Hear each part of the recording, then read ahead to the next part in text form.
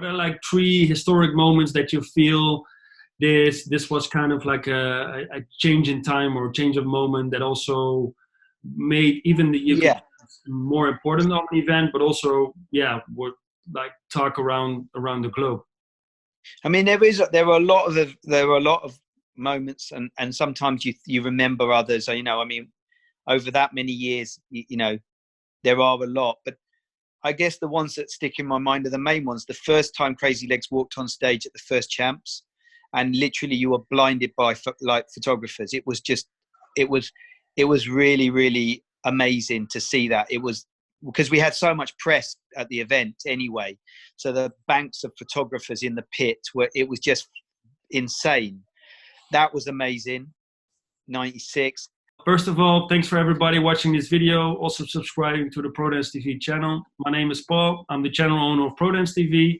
I've been in the community active for almost 20 years.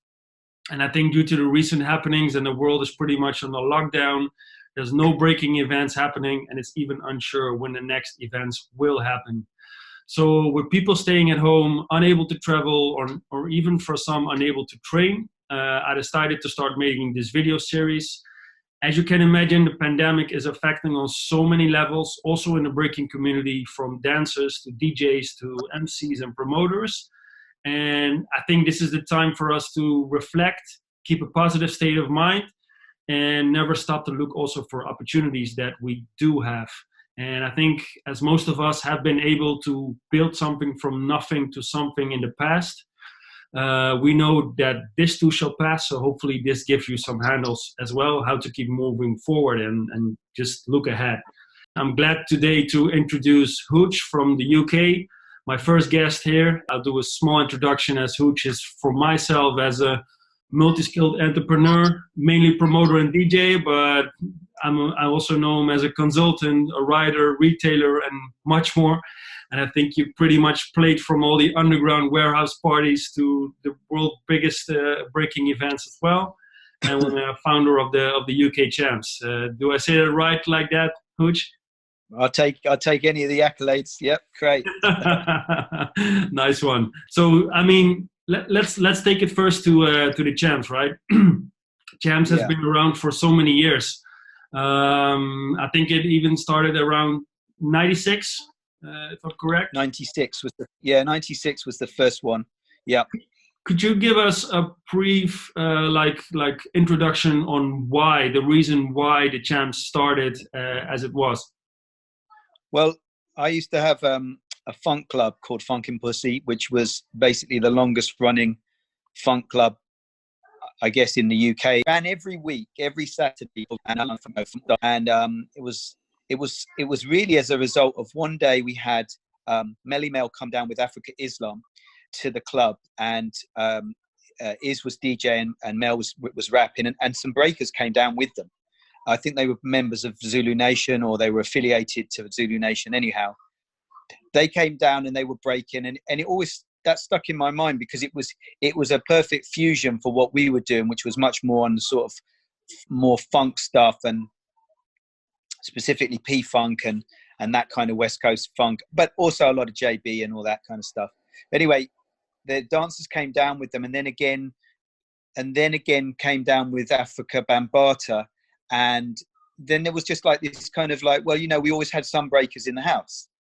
And it struck me that they were so dynamic, and what they were doing just kind of fitted where we were at. So we had loads of different dancers because there was a big funk tradition in the UK, and funk dancers who would not necessarily, not breakers, but they would just get down to the funk. And there were like bands like the Pasadenas who were really amazing dancers in their own right, and the jazz dancers from London and all the rest of it. So that kind of melting pot was what we had in our club.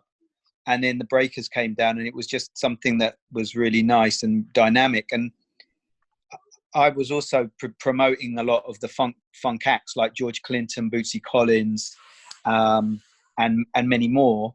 And so my background as a promoter, as a DJ, you know, as a club promoter, was like, you know, something that I could adapt to other things. And I kind of thought, well, maybe I'll do something around the breakers and do a, you know, there doesn't seem to be anything going on for them. You know, they as far as I could see, and I know now that there were small pockets of things going on, but nothing major. And I thought, well, you know, let me do something at the club. You know, maybe we'll have a throwdown. And I started thinking about the idea about 1990, late 94, early 95. And then it became something that I thought, yeah, okay, cool. I could do something bigger than this. I could maybe apply my music promotion skills and do something bigger. There were a lot of logistic problems to overcome at that time, not least who was going to host it, who was going to perform, where the breakers were, because I didn't know any. So apart from was there any scene in the UK at all, like mid 90s, beginning of 90s, or not much? Not that I was connected to. I'm you know, I'm not a breaker, so I'm a DJ, and I wasn't connected to that. So the only connection I had were the dancers that came to the club these couple of times, and then sometimes independently of whether Iz was there or Bam or whoever, you know, Melly, Mel, sometimes other people. So it was like there was no real connection for me. But I guess that, like anything at that time, you just had to do it and see what happened. So the first thing, I kind of started thinking about doing something a little bigger, as a tournament, or as a bigger event, as the championships. And so the plan hatched to do it as then what was then the breakdance championships, because nobody was using the term b-boy. I'm sure the b-boys themselves were a little bit, but they, you know, no one was objected to the word breakdance in that main way that they do now. My first thought was I would bring Crazy Legs to host, you know, but how does one get hold of, you know, a hip-hop icon, underground hip-hop icon at the time, when there's no internet, there's no connection? Well, I went to New York. So I went to New York. I hooked up with a buddy of mine who knew Legs and knew some of the Rocksteady, and we tried to track him down unsuccessfully for the whole trip I was there. And then eventually Wiggles called me, and Wiggles said to me, I said, look, you know, I really want someone to host this event that I'm doing. And he said, well, we're doing a play called Jam on the Groove, and I can't do it, but Legs is injured, so he probably would be free. So he then must have got hold of Legs, and Legs called me about, I don't know, 3 or 4 weeks later, about 5 in the morning or something. And he just said, yeah, you know, I heard you've been trying to get hold of me. Really suspicious as well, you know, no word of a lie. And like, what do you want, you know? And I was like, well, I'm organizing this event. I'm going to organize this event. I want you to come and host it. And luckily he said yes. Nice. And he said, he asked me a few questions about it. And I said, look, I think I'd already organized to bring over Schoolie D to perform live. Because again, I was in the music biz already. I was promoting shows. So artists were something easier to get than, like I said, than Legs. So I had Schoolie, I think, already signed up. And then I also had a crew called London Posse from the UK who were going to perform live, who are like legendary here. And he agreed. And so that was it. So then we put it together, and the flyer, it was so crazy. We put the flyer out, and on the back of the flyer was, if you want to take part, here's my phone number. Wow. You know, call this number. Well, I mean, people called me. Let me tell you that. They called me, and I had dozens and dozens of phone calls and calls from people, and not one call lasted less than an hour.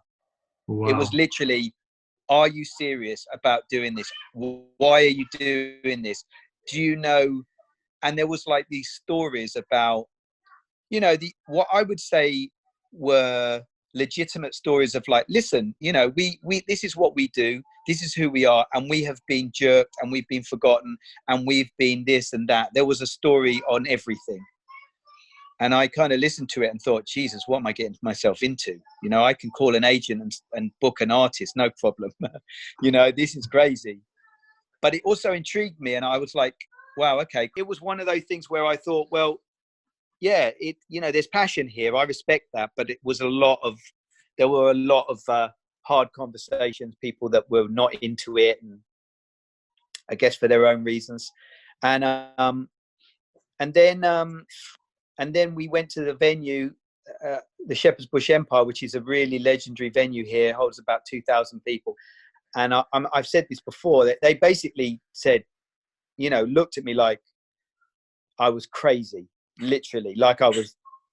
And they refused to give me the whole venue. They only would let me book the downstairs because they could give me a deal on that, and they thought I was going to lose so much money because they kind just of like couldn't, protective over you as well. I don't know why, but they just said, you know, we'll give, you know, they just basically just were worried that it was going to be a complete failure and I was going to lose a fortune, because even the first one, to do it in a major venue in London was no easy task. I mean, it cost, at the time, the venue alone was about, this is what, it's nearly 25 years ago. So the venue alone was about 15,000 or something like that. I don't know. It was a lot. It was a lot of money. It was proper live music money. It wasn't like, you know, and I know that people had done jams in small halls and stuff like, but this was a major league. But anyway, we announced it, had this funny flyer, and then also this crazy thing happened that while I was being connected by all these dancers, I was being phoned up by national newspapers and TV companies and TV shows, and it was like, people were really like, is this going to happen? And but and was then there something special you did in part of the promotion? I mean, you have been organizing events before the champs, but somehow the message got to a lot of people, even media and stuff like that. Yeah, there was a reason. I mean, one is that when you're a music promoter, you're promoting artists, you're promoting to everybody. You're not talking to a scene. You're talking to. So for me, as a promoter, I'm talking to the whole of London, the whole of UK, but definitely the whole of London. And I'm promoting it like one of the concerts. I picked up the magazine and I contacted them. They were into skateboarding and hip hop and rock and all the rest of it. And I spoke to the editor. And I said, look, you know, do you want to help do this? Do you want to, maybe you could come on board to do the PR? So we had a strategy, and we did it as a major concert. And we set it on stage, and we didn't do it in, you know what I mean? It was like, it was on stage. We had a PR campaign. We promoted it heavily. We had live music, a proper certified hip hop legends on stage. And of course, you know, I think the venue downstairs could hold about 750. And I mean, you know, there were 1,500 people in there. There were people trying to buy, you know, scalping tickets outside. We were on the TV, we were on the papers. It was crazy. And, you know, the Prodigy turned up, and they subsequently took Evo and along with Tim Twist and Lacey on their tour to warm up for them. So like, something was happening. It was the right approach, and we did it on that level. And I know at the time it was like very unusual to set a breaking event on stage, you know, watched by a general public. I mean, when I say general public, it's unfair to say that it was like mums and dads in the crowd.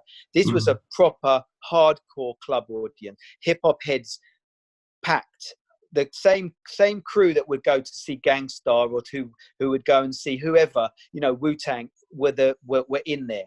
It was proper heads up in there, you know. It wasn't like, you know, I'm not saying there weren't other people there, but it was, you know, it was the scene. It was the hip hop scene in the UK, and that was it. I guess that you could say the rest is history. But nice. Where did most of the talent come from in the beginning then? I mean, the scene kind of had to be built, although there was an underground scene with breakers in the UK still active, even when the period was a lot less than in terms of what happened in the 80s. But where did most of the talent come from? Did they travel from further away? Was it UK audience first, and in the years it developed to more international audience even, or? Well, the audience was definitely UK. There were all the crews were from the UK except one. I think were from I think they're freestyle fanatics from Denmark. They came, and then the second year it was Southside Rockers from Germany, and freestyle fanatics came again, and there may have been one other, but the crews, you know, the crews from the UK was obviously second to none, was Born to Rock. The main players were there, and obviously that was another thing. It was like, you know, when you've got like Second to None and Evo and those guys in, I mean, they were seriously good. I mean, like amazingly good, comparable to 90% of the people out there now. Literally, like on a level where it was absolutely amazing. And you know, like most people had never seen breaking at that level. I mean, to be fair, you know, apart from the b-boys themselves who knew, and maybe they weren't familiar with being all in one place at one time. I don't know, but there was certainly something amazing, and the level was really high, and it was spectacular, and it was an amazing thing to watch. So it was like that, all of those elements combined with that. So yeah, so the second year was like a couple more international crews, and then on the third year, 98, I decided to make the move to Brixton Academy, which was, you know, youth and insanity in the same breath. You know, like, why would you ever do that? Why would you switch from a 2,000 venue to a 5,000 venue? Had no idea whether we could actually sustain that. And that's when, you know, Style Elements came, and that's when Spartanic Rockers were there, and, you know, and other internationals. And so it kind of established itself from 98 as a truly international event. And I think also at some point there was a lot more general audience. It switched even more from like the more hardcore hip hop audience even to a more mainstream audience who would go to a concert from whatever music artist, but now also would have a night out and just watch most of the amazing breakers from around the world, right? That's right. I think when we switched to Brixton, and we kind of upped the ante, you know, the PR, the campaign was really, you know, targeted, and it, you know, I worked with some guys who did all the design work, and we just lifted it, we elevated it, you know, to a real sort of concert, you know, like high level. We you know, because when you go to arguably, well, my favorite venue in London, in the world, Brixton Academy. But when you double in size and you go to Brixton, and you know, the money is insane. It's insane. What you're spending is and risking is really, really a lot. So you have to come correct. And therefore the audience did change. It was more mainstream. Again, not mainstream, not like, you know, it was an audience that would go clubbing. You know, we marketed to everyone. So people who were into any kind of urban, you know, well, that term wasn't even phrased then, coined then. It was like anyone who was into hip hop, drum and bass, house, you know, garage, whatever it was, that audience was welcome to come and have a good time. And that was it. And that, I think 98 really established the Champs as something that was like, you know, part of the calendar of events. And you know, Brixton Academy and in London generally, no one, you know, you're competing with the biggest artists in the world. I mean, I think one year we had Guns N' Roses the day before us, you know, and then someone else massive the day afterwards, you know, like you know, so those venues they're not necessarily going to do you any deals or favors, although they were really, really supportive, you know, I have to say. But you know, what I'm saying is it's not that they didn't help, or not that they didn't love having the Champs there, but you had to, commercially, we had to stand on our own 2 feet. You know, we couldn't rely on the goodwill of it being a venue that just, you know, needed, you know, was happy to have a hip hop event there. They were already having the biggest artists in the world. So I guess that was a sea change. I guess it's also for them kind of hard to imagine or understand what's really going on, you know, to have this crazy dancers on the stage, having the audience, they might feel like totally different with a hip hop activation or a hip hop event or something. So I guess they kind of had to get used to that as well. Yeah, they definitely did. I mean, the great thing about Brixton was the team there were really, really, they were super cool. And they allowed me a lot of license, you know. So like the amount of people you would have, like I did P-Funk there. Now P-Funk is a hard show. It's like 20 people on stage and stuff like that. But you have, you know, that nothing compares to the Champs where you've got hundreds of people on stage. You know, that's something different. But you know, there was it was difficult to manage at some times. What about like when you look back at the Champs? Obviously, so many historic moments happened. So many historic moments happened, right, at the UK BBoy Championships. Are there?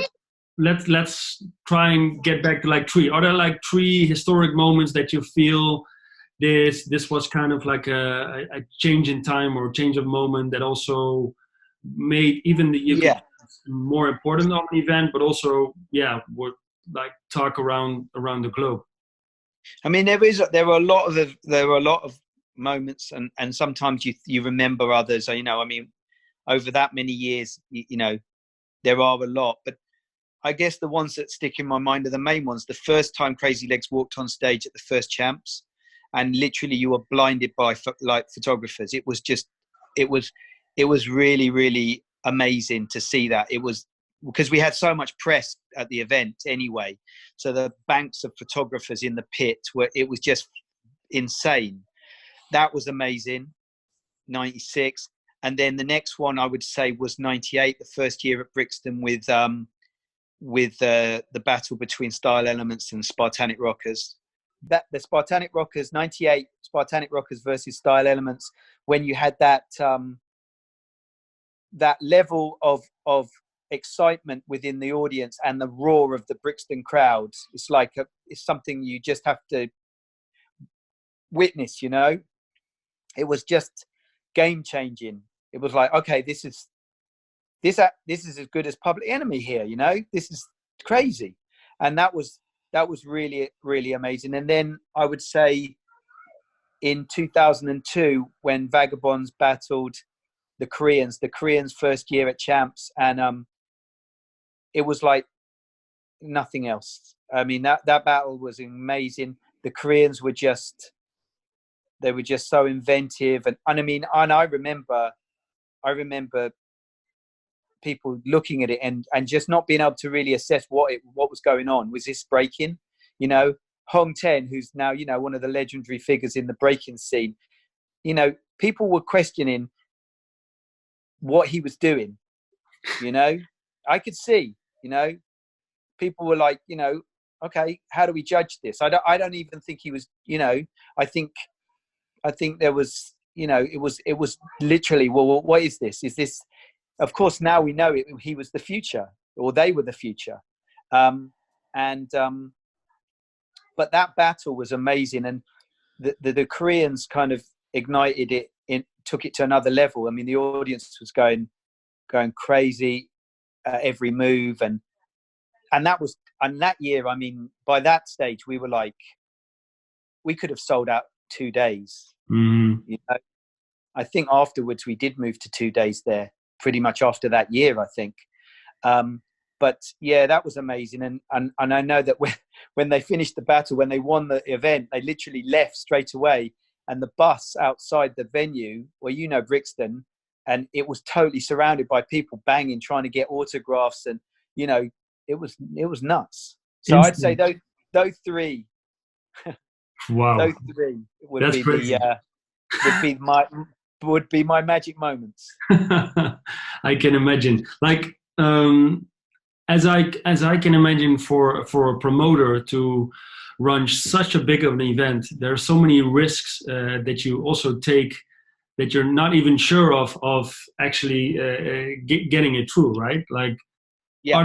Are there specific challenges that you faced also in the past? Must have been certain challenges where you said like, okay, how am I going to cope with this? Because, for example, in not every country there's a rule where from a cultural department, from the government, there's a subsidy or something, you know. So a lot of promoters take almost all of the risk when organizing a big event. Are there certain challenges that you faced with the Champs as well? I think every year was about Securing sponsorship. I mean, only last year was the first year we've ever been funded by the government, like by Arts Council funding. We'd never had funding because we were always sponsored. We always went down that route, and it's kind of like we were very lucky in the sense that when we launched Champs in '96, PlayStation were launching, and they came on board on the first year as a kind of as an associate partner, and then by '97 moved into Title. So from '97 to, I don't know when it was, 2002 or 2003, it was still the Sony PlayStation Champs. But you know, there was never more than a year deal done, so I had to secure it every year, and it was only by results that we were going to do that. So that was always a challenge. The promotion, you know, depending on what other stuff was going on. Like I said, in London, it's not a question like you're in an area where this is the main event of the year. In London, there are main events every single day of the year. So you're competing with everything for people to come. Well, why are they going to decide to come to the Champs if, you know, I don't know, a major artist is playing the day before, or on the Friday, you're on the Sunday, and you've got, you know, I don't know, whoever, Gangstar, Wu-Tang, who, you know, whatever. So that's always a challenge. And then, you know, actually getting the publicity and the word out was always difficult. I mean, one year there were flying companies here, because obviously everything used to be flyers and posters and that kind of stuff. Not now, obviously, but I think we were up to about 500,000 flyers distributing across everywhere. You know, like we would go out to, there were flyer packs outside clubs and at festivals and, you know, universities and stuff. It just became bigger and bigger and bigger. And one year, the company that I was working with, I walked into the depot to have a meeting with them, and there were about 100 boxes of my flyers still there. This was about 2 weeks before the event, and they hadn't put them out. And that was a particularly challenging year. So, I mean, we definitely suffered that year. So that's always difficult. And I guess whenever you're doing an event which runs over £100,000 in cost, you know, you're really, really, I'd never do it now. Mm-hmm. Yeah, because did that aim change of why organizing a Champs throughout the years? Obviously, there are many like great years, there are challenging years where you kind of have to overcome from all the situations that are going on, and that there are years that you really feel maybe, okay, how I'm going to even organize it at all. Did the aim change maybe also in the last couple of years for the UK BBoy Championships, where it's maybe kind of a different setup or different? Yeah. Oh yeah. So I guess it changed when we went to Birmingham.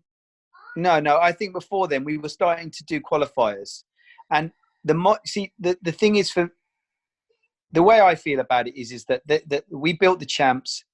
We flew in all the artists, you know what I mean, like the dancers.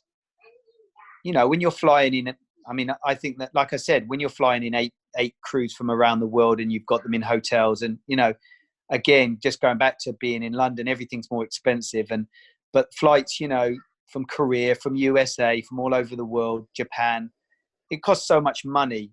And yes, of course, it was responsible in building the legendary Champs, but it became a victim of its own success, in that you know, that it was so expensive, and it was becoming so expensive to do, because of course the cost was going up every year. You know, everything was becoming more. I mean, we used to fly people from the States, and it was £300, and then by the end of it, it was like, what's £300, like $500. It was like then working out at $800 per, you know what I mean? It was like double, and then the hotel costs doubled every year, it seemed to be. So it became like just too expensive, and I was just starting to get to the point where, well, look. Also, there was this other thing that people would complain that they had no chance of coming to the Champs because they didn't have a qualifier. So it kind of, we decided to change, and have it as an open entry that anyone could come, anyone could take part on a qualifying day, and we would bring some crews either by qualifiers in their regions or what have you. Maybe sometimes we would pay for them, and we would sort of phase that out so it became an all entry, all participant event, and downsized. I think unless you've got a very high level sponsor or very big level funding, you can't really sustain it at that level. So it was about downsizing and then re kind of organizing. I think a lot of events will have to follow that way. I don't see how it can be sustained where you can sustain it, but there's a lot of people that will just literally do it and have debt at the end of it and pay that debt off after the whole year. We've all got to make money, and I agree that the breakers have got to make money and they need to be funded, but we should be going the way that skateboarding went a long time ago. They should be sponsored individuals and crews like Red Bull do now, and Monster. This is the future. So that changed, and then we had some setbacks.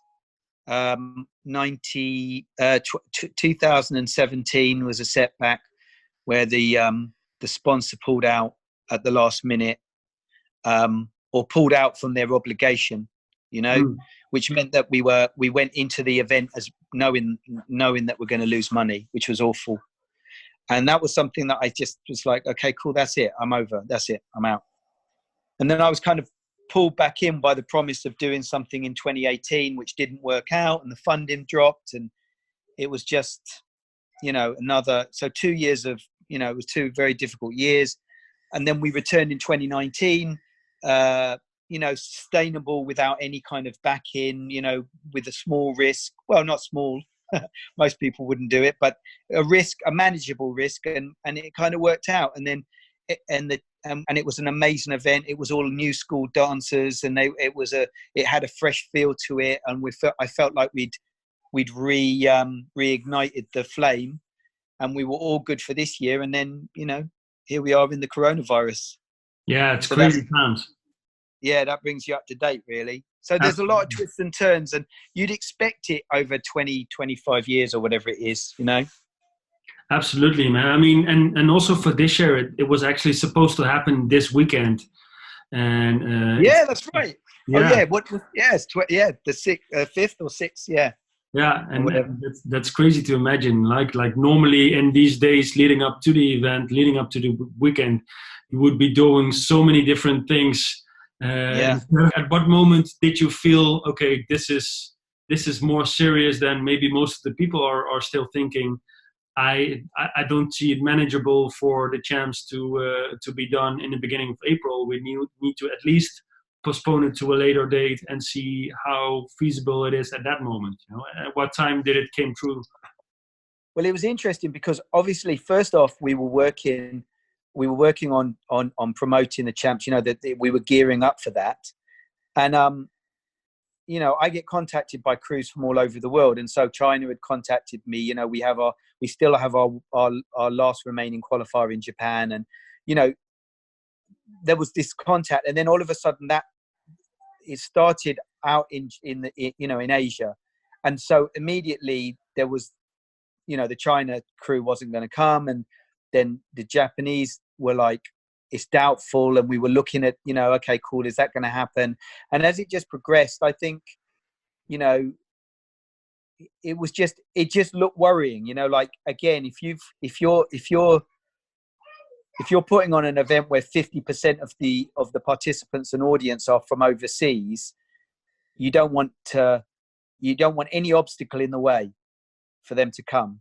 And it was clear to me that it looked like it could be the worst case scenario. And I think as a promoter, you have to take into case that the worst case scenario is you should plan for the worst and hope for the best, and not the other way around. So it's like, I just felt like it was progressing, and if it went bad, which it of course has, then no one was going to be able to travel anyway. And our defending champions were from Italy. It was by before we cancelled or before we postponed, you know, they'd already had said they couldn't come. It was clear they wouldn't be able to travel. You know, Japan wouldn't do it. You know, it was just one of those decisions. I could see it getting worse, and I decided to pull it straight away. And actually, the support I got for doing that was great, because a lot of people messaged me and said, "You've done the right thing," and I'm glad. And we're really, you know, I think everybody wants to come to Champs who wants to come, I guess, and you know, they weren't going to be able to. So I made that decision probably maybe a month earlier than I needed to. Like, there was no government directives or anything like that, but I just thought it was the right thing to do. Yeah, it's also a risky decision that you take, but still it's the right one. You know, sometimes you just have to go for a gut feeling. It's never easy to, because the thing is that we had to kind of postpone in 2018, and I didn't want to ever do that again, because that was horrible. But you know, both times were out of my hands, and you know, this obviously is global. This is like a big problem. So you know, and I never wanted to do it and sort of like be in the position where we were testing temperatures or whatever. You know, I just like, you know, you got to be aware of the safety of people coming into the event. So even if we'd gone ahead, for example, we would have probably been able to go ahead and you know, audience wise, we'd probably better get, you know, it would have probably sold out, and we would have probably got, you know, enough homegrown crews. But it was one of those things where, what about the safety of people? You know, how are you going to contribute to that, to people maybe catching it, you know? And I thought it was the best thing to do. So right now it's getting towards what date in 2020? So we've got the rescheduled date of the 1st of November. And I guess we'll have to see where we are in a couple of months. But the retention of tickets have been good. You know, as far as I know, that all the people who bought tickets, nearly nobody's had asked for a refund. They've all been happy to defer their tickets, and that's great. And that's something that we're you know, we have got a loyal audience, loyal fan base. People do love the event. You know, their main thing is wanting to come to the event. So they'll, you know, hopefully we'll be able to deliver the event in November. And if the world situation is not stable, then I think everybody will wait till the next day, whatever, you know. Absolutely. But we'll have to wait and see. You know, I'd be foolish to say anything is definitely happening, but we'll assess it, you know, when we come out maybe of the lockdowns, you know, globally, maybe in a couple of months. We'll just have to see. How do you make the best of your time right now, then, what you have, and trying to at least keep inspiring those audience or connected to the Champs, but also for yourself, you know? So, well, I mean, you know, there are still things to do, you know, ideas to work through, and how we would deliver it, and how the event would run, and whether we, you know, have different elements and so forth. Unfortunately, all the funding bids were not being assessed anymore, so that we just got news of that our bid wasn't going to be for funding, wasn't going to be assessed until after the crisis. So we would have to resubmit everything again. So that's work to be done. We'll pick up with our prospective sponsors after the crisis again. And then, you know, lockdown is the same for everyone. We're just in the house. I'm doing a live stream, DJ live stream at 11 a.m., like an hour of funk, which keeps me sane. It seems to have the effects. You know, I've got a few people listening in who like to listen to it. Some good funk music to get you through, you know, lift your mood. I do that. You know, I'm here with my family, and we're just making the best of it, like everybody, you know. Because we're, like all of us, we're separated from our other family in the same way. Everybody is, especially here in the UK anyway, no one can visit anybody. So we're just making the best of it, you know, doing that, keeping busy, doing workouts, you know, doing what you got to do. It's true, man. It's I mean, true. there's not a lot else I can say about it, you know. Thanks a lot for taking us a trip down memory lane for the champs, Hooch. That was a great one to have. Thanks, Paul, man. You know, I hope it inspires anybody in that. But we definitely got to all support each other and see if we can take things back to the way they were before. You know. Absolutely. Thanks, man. Peace, Paul. Peace.